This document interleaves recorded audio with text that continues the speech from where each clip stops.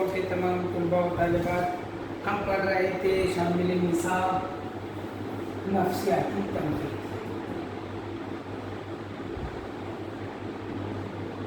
हमने पिछले लेक्चर में देखा है कि दबिस्तानी तनकीद में ये नफ्सियाती तनकीद एक अहम तनकीद है, जिसमें हमने फ़राइद के तय करदा ज़हन के मुख्तलिफ हिस्से यानी शऊर, लाशऊर और तहत शऊर उसका मुताला किया। फिर उसके बाद फ़राइड के जो शागिर्द है एडलर, उसका मुताला किया कि भाई क्या करना चाहिए। एडलर का मुताला उसके बारे में हमने देखा है कि किस तरीके से ऐसा से कमतरी का जिक्र किया गया है कि जो इंसानी केस में होता है, और उसके साथ साथ दूसरा जो है वो ख़याली दुनिया में रहने वाला एक मर्ज होता है जो इंतहाई ख़तरनाक होता है। इसके बारे में भी हमने पढ़ा। उसके बाद हमने ज़ौन के बारे में पढ़ा कि ज़ौन ने कहा कि भाई इज्तिमाई लाशऊरी का नज़रिया पेश किया कि वो आसपास के लोगों से और अतराफ से भी ये तमाम बातों को समझता है और उसको उस पर बात करता है। चलिए अब इसके आगे देखते हैं। इसमें देखा गया था कि अनीस और ज़मीर के बारे में कि अनीस को क्यों फ़ौक़ियत हासिल है, तो कहा गया क्योंकि उनका जो है इज्तिमाई लाशऊरियत का जो है वो उस पर ज़्यादा अंसर मौजूद था। आगे देखते हैं। तनक़ीद नगार जब ये जानना चाहता है कि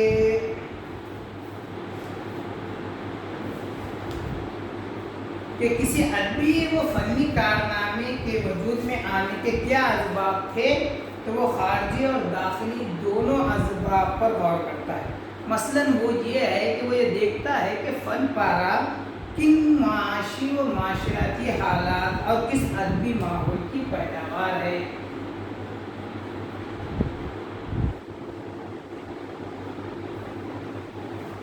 माशी वो माशरती और अदबी माहौल, भाई जो भी फ़न पारा है वजूद में आया है उसके पीछे माशी क्या वजूहत थे या माशी को कितनी अहमियत दी गई, वो गौर की करता है।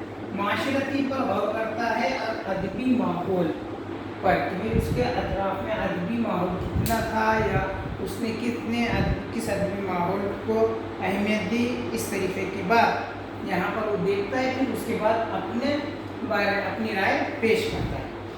कहते हैं कि लेकिन इसके लिए जानना ज़रूरी भी है कि इस तख्लीक़ के बाद फ़नकार की ज़हनी कैफियत क्या थी और वो क्या चीज़ थी जो इसके ज़हन में हलचल सी मचाए हुए थी, जिसके सबब ये तख्लीक़ वजूद में आई। लेकिन ये काम आसान नहीं है। जानने के लिए इसे मरीज़ से मुताल्लिक़ बहुत मालूमात की ज़रूरत होती है, जिसका फ़राहम होना आसान नहीं होता है। इसीलिए नफ्सियाती मुआलिज को अक्सर नाकामी होती है। ये सब देखने के लिए कि भाई माशी क्या थी, वजूहात माशरत क्या थी, अदबी माहौल क्या था और क्यों लिखने पे ऐसी कौन सी चीज़ थी जिसने इसको लिखने पर मजबूर किया, मतलब लिखा क्यों, ये जानना पर यह था। और इसके लिए कहा गया कि पहले जो भी रहेगा जिसने फ़न पारा लिखा है उससे पूरे मालूमात हासिल करना पड़ेगा, तब जाकर उसके बारे में राय या तनक़ीद कर सकेंगे। ऐसा नफ्सियाती तनक़ीद का कहना है। नफ्सियाती तनक़ीद निगार का काम और भी दुश्वार है। कभी कभी तो इसका मौजू ऐसा फ़नकारा या ऐसा फ़नकार होता है जो इस तनक़ीद निगार से सैकड़ों बरस या हज़ारों बरस के फासले पर होता है। ये दूरी ना हो तब भी एक दुश्वारी है। मरीज़ तो शायद अपने मर्ज़ से छुटकारा पाने के लिए डॉक्टर से सच बोल दे, लेकिन फ़नकार से सच उगलवाना कोई सहल नहीं। मीर खान आरज़ू को एक जगह अपने मौसिम बताते हैं, दूसरी जगह जानी दुश्मन। गालिब कहीं खुद को शिया लिखते हैं, कहीं सुन्नी। कभी कहते हैं मैंने फ़ारसी मुल्ला अब्दुल समद से सीखी, कभी कहते हैं कि बे उस्तादाना कहलाऊँ इसलिए किरदार मैंने खुद गढ़ लिया है। ऐसे में नफ्सियाती तनक़ीद निगार कोई दुश्वारियाँ और बढ़ जाती है, लेकिन हम ये तस्लीम करने पर भी मजबूर है कि ये गुत्थियाँ किसी हद तक सुलझाई जा सकती है, तो वो भी तहलील नफ्सी से। कह रहे हैं कि भाई इसमें जब ये तमाम बातें अगर पूछनी है तो किससे मालूम करेंगे, जो फ़नकार है उससे। लेकिन कह रहे हैं कि अगर डॉक्टर मरीज़ की बात अगर चलती हो तो मरीज अपनी जान की फिक्र से डॉक्टर के सामने सही सही बात कह दे या बता दे कि भाई मुझे ये खाने से ऐसा हुआ, या मैंने ये किया था रात में, दिन में ऐसा हुआ था, अब मुझे ये हुआ है। तो हो सकता है मरीज अपनी जान बचाने के लिए डॉक्टर से सच बता दे कि भाई मैंने क्या चीज़ करा जिसकी वजह से ऐसा हुआ। लेकिन फनकार जो होता है उससे कैसा पता चला है कि भाई तुमने ये क्यों लिखा। मुमकिन है कि वो झूठ मूठ कह दे कि भाई मैंने इसलिए लिखा, जबकि कुछ और बात हो। कहने को क्या है, कुछ भी कह सकता है इंसान। तो वही बता रहे कि भाई लेकिन फनकार से सही जो उसने अदब तख्लीक किया है उसकी वजह क्या थी, ये मालूम करना बहुत मुश्किल है। और इसमें अक्सर तनकीदगार क्या हो जाते हैं, मशकूक हो जाते हैं कि भाई मैं मुबहम अंदाज में बताया जाता है, जिसकी वजह से वो तनकीदगार परेशान दुश्वार में आ जाते हैं कि सही चीज़ क्या होगी। जैसे यहाँ पर मुख्तलिफ के लिए मिसालें दी गई है कि गालिब जो उर्दू के बहुत बड़े शायर हैं, वो कहीं कहीं लिखते हैं कि मैं शिया हूँ, और कहीं कहीं कहते हैं कि मैं सुन्नी से ताल्लुक़ रखता हूँ। बाज़ जगह उन्होंने कुछ किसी को अपना मुल्ला अब्दुल समद जो है उनको फ़ारसी का उस्ताद कहा है, और बाज़ जगह लिखते हैं कि भाई कोई ये ना समझे कि मैं अगर उस्ताद का हूँ इसलिए उनका नाम ले लिया। अब बात कौन सी सही समझी जाए, वो कि जो उन्होंने पहले कहा है कि मेरे उस्ताद अब्दुल समद है जिससे मैंने फ़ारसी सीखी, कि वो कि जिसमें वो कहते हैं कि भाई कोई बगैर उस्ताद कहे ये ना कहे इसलिए मैंने इनका नाम ले लिया। अब दोनों में से किसका कौन सी बात सही है, तो यहाँ पर बहुत ज़्यादा मुश्किल हो जाती है। तो नफ्सियाती तरकीब में ये जो मामला आता है यहाँ पर उसको बहुत नुकसान होता है, बहुत तकलीफ होती है, और इसको वो तहलील नफ्सी के ज़रिए ही समझ सकता है, या तहलील नफ्सी के ज़रिए ही उसको सही हकीकत का पता चल सकता है। तहलील नफ्सी क्या है, तो मैंने इससे पहले ही कहा हूँ कि भाई उसके नफ्स की बातों को, उसके जज्बात को, उसको समझकर वो चीज़ का क्या है जो भी मसला उसका हल निकालना। इस पर तो खैर ये एक बहुत बड़ा मसला है, तो तहलील नफ्सी से हल करना पड़ता है, और तहलील नफ्सी का हल निकालने के लिए बहुत ज़्यादा परफेक्ट, बहुत ज़्यादा उसमें तवासी मुताला और ये बातों को समझने की बात होनी चाहिए। फिर कहा गया है फनकार का जहन आलमी इंसान के जहन से कहीं ज़्यादा पेचीदा होता है। इसके जहन की तय यानी लाशऊर में कुछ ऐसे क़ुव्वतें भी सरगर्म अमल रहती है जिनके बारे में और तो और खुद फनकार भी कुछ नहीं जानता।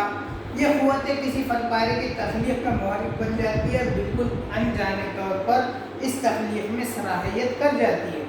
इन्हें ढूंढ निकालना माहिर नफ्सियात के लिए भी आसान नहीं, लेकिन वो अपनी सी कोशिश करता है और थोड़ा बहुत कुछ समझ पाता है। कभी कभी इससे अहम नताइज भी बरामद होते हैं।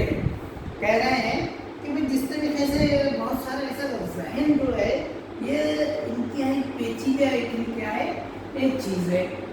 दुनिया में जितने जैसे बड़े बड़े जाल बुने हुए हैं, बिल्कुल उससे कहीं ज़्यादा बारीक बारीक चीज़ें जो है इस ज़हन में मौजूद है। ये तो अल्लाह ताला का ही तख्लीक करता है, जिसकी ये वही कुदरत जान सकता है कि इसमें क्या क्या चीज़ें और कितनी पेचीदा जो चीज़ें बनाई हुई है वो उसको ही बेहतर मालूम। हम कभी कभी एक आधी चीज़ को मालूमात लेकर या उसको समझ कर कहते हैं कि हमें बहुत कुछ आ गया है, लेकिन अभी बहुत सारी ऐसी बातें हैं जिसको साइंस भी अभी नहीं समझ सका है। तो इतनी पेचीदा वाली चीज़ को इंसान समझना बहुत मुश्किल है। तो इसलिए जहाँ जहाँ जैसा जैसा ये होता है कि वो जितना समझता है ठीक है, लेकिन कह रहा है कि कुछ ऐसी ताकतें होती है कि जो फनकार को फनपारा तख्लीक करने पर मजबूर करता है, लेकिन उस चीज़ को बताने या उस चीज़ पे को समझने की ताकत भी उस फनकार में नहीं होती। मतलब ये है कि वो इतनी ज़्यादा ताकत जो है वो इस तरीके से किसी फनकार को और तख्लीक में लाने के लिए काम में रहती है।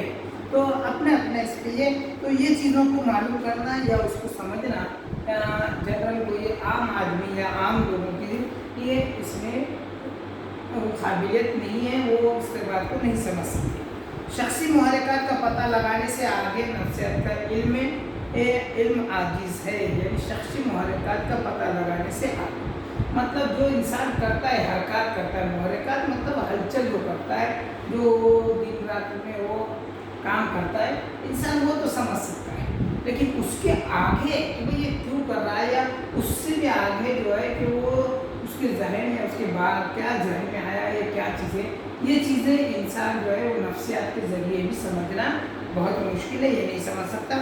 وہ یہ نہیں بتا سکتا ہے کہ کسی ادب پارے کی کیا قدر و قیمت ہے، اس میں کیا خوبی یا کیا خرابی ہے، اور ادب میں اس کا کیا مقام ہے۔ نفسیاتی تنقید صرف دو کام کر سکتی ہے، اول تو یہ کہ کسی تخلیق کے وجود میں آنے کے داخلی اسباب و محرکات کا پتہ لگائے، دوسرے یہ کہ فنکار نے جو علامتیں، استعارے اور تشبیہ استعمال کی ہے یا جن فنی تدابیر سے کام لیا ہے، ان کا نفسیاتی تجزیہ کر کے فنکار کے ذہن تک رسائی حاصل کرنے کی کوشش کرے۔ گویا نفسیاتی تنقید کا میدان تب ہے وہ، اور ضروری نہیں کہ وہ اس مخصوص میدان میں بھی کامیاب ہو اور صحیح نتائج برآمد کر لے۔ موجودہ زمانے میں نفسیات نے بہت ترقی کی ہے اور اسے سائنس کہا جاتا ہے، لیکن اسے سائنس تسلیم کر لیا جائے تو بھی ماننا پڑے گا کہ یہ ناقص سائنس ہے اور اس پر پورا بھروسہ نہیں کیا جا سکتا۔ مطلب یہ ہے کہ بھیا اس محرکات جو ہے، شخصی محرکات، اس کے آگے کو اگر سمجھنا ہے تو کتنا سمجھے۔ تو کہا گیا ہے کہ اس کے آگے کیا ہے، سمجھنے کے لیے، اس کے ذہن کے کو پڑھنے کے لیے صرف ایک اندازہ اور کچھ تجربات کیے جا سکتے ہیں، اور ان تجربات کی بنا پر اندازاً کوئی نتائج اخذ کر سکتے ہیں، لیکن وہ نتائج جو ہے وہ 100% صحیح ہوگی، اس کی کوئی گارنٹی نہیں ہے۔ کوئی کہہ رہا ہے کہ کیسا کر سکتے ہیں، تو جو فنکارہ ہے، جو فنکار ہے، اس کے مختلف چیزوں کو سے پوچھ کر یا اس سے معلومات لے کے، اور جو فن پارا تخلیق ہوا ہے اس کو تفصیل سے دیکھ کر، اس پہ جو تحریریں آئی ہے اس کو سمجھ کر، اس کے پیچھے کے بیک سائڈ یعنی یہ جو اس کے پس منظر جو ہے، جو وجوہات یا جو اسباب یا جو باتیں ہیں، اس کو سمجھنا یہ بہت اہم ہو جاتا ہے، اور تب کہیں جا کر وہ ایک اچھا خاصا اندازے کے طور پر یہ بات پہنچتا ہے کہ فنکار نے اس لیے یہ فن پارا تخلیق کیا ہے۔ لیکن ان تمام کے بعد بھی اس نے اس مکمل 100% صحیح تحقیق کی ہوگی یا اس کا پتہ لگایا ہوگا، یہ ہم نہیں کہہ سکتے۔ بھرپور اور کامیاب تنقید وہ ہے جو کسی ادبی و فنی کارنامے کو کسی ایک عینک اور کسی مخصوص زاویے سے نہ دیکھے، بلکہ جتنے وسائل اور جتنے طریقے ممکن ہیں ان سب کو استعمال کرے۔ وہ اقتصادی روابط سے گزر کر فن پارے تک پہنچے، معاشرتی اور سیاسی ماحول کے واسطے سے اسے سمجھنے کی کوشش کرے، فلسفے جمال کی عینک سے اسے دیکھے، لیکن یہ بھی نہ بھولے کہ فنکار کے باطن سے گزرے بغیر بھی فن پارے تک رسائی ممکن نہیں۔ یہ آخری راستہ بہرحال علم نفسیات اور تحلیل نفسی سے ہو کر گزرے گا۔ یہ راستہ یہاں سے بال سے باریک اور تلوار کی دھار سے تیز ہے، مگر اس پر سے گزرنا بہرحال ضروری ہے، اور اس پر سے گزرتے ہوئے تنقید نگار کو اپنے حواس بیدار رکھنے ہوں گے۔ دیکھیے کہہ رہے ہیں کہ مختلف طریقے سے، چاہے وہ سیاسی، سماجی، معاشی روابط کو دیکھتے ہوئے ہم اس فنکار کے بارے میں سمجھ سکتے ہیں، اور اس نے یہ کیوں لکھا ہوگا اس کا ہم اندازہ لگا سکتے ہیں۔ لیکن کہہ رہے ہیں کہ علم نفسیات اور تحلیل نفسی سے پہلے مگر یہ معلومات کے لیے گزرنا ہوگا۔ تحلیل نفسی اور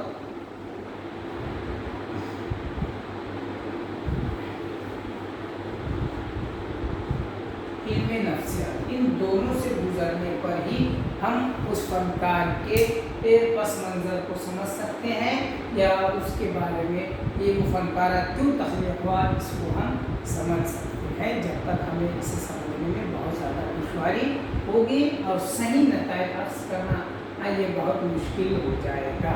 مطلب یہ ہے کہ نفسیات میں مختلف تجربات، وہ مختلف ان مطالعات کے بعد اس کا جو مختلف سوالوں کے ذریعے اخذ کیے گئے جوابات سے یہ منطقی طور پر اندازہ لگایا جا سکتا ہے کہ یہ وجوہات کی بنا پر اس فنکار نے یہ فنکارہ تخلیق کیا اور اس میں ان باتوں کا ذکر اس وجہ سے کیا. اس کا تمام تنقید جو ہے وہ نفسیاتی تنقید میں آتی ہے اور یہ نفسیاتی تنقید ان تمام مرحلوں سے گزر کر آتی ہے اور یہاں تک پہنچتی ہے. تو خیر یہ تھے نفسیاتی تنقید کے مختلف نکات جس میں نفسیاتی تنقید کو ہم آسانی سے سمجھ سکتے ہیں. خیر آج ہم یہ رکھتے ہیں اور ان تمام باتوں پہ غور کرنا چاہیے کہ کس طرح سے فنکار کو وہ مختلف عناصر وہ فن پارہ لکھنے پہ مجبور کرتے ہیں اور اس کو سمجھ کر نفسیات کے ذریعے سے نفسیاتی تنقید نگار اپنے خیال پیش کرتا ہے. تو خیر اس نفسیاتی تنقید کو اور بھی اچھے سے سمجھنے کی کوشش کریں گے، لیکن آج اس کو سمجھنے کے لیے اتنا کافی ہے.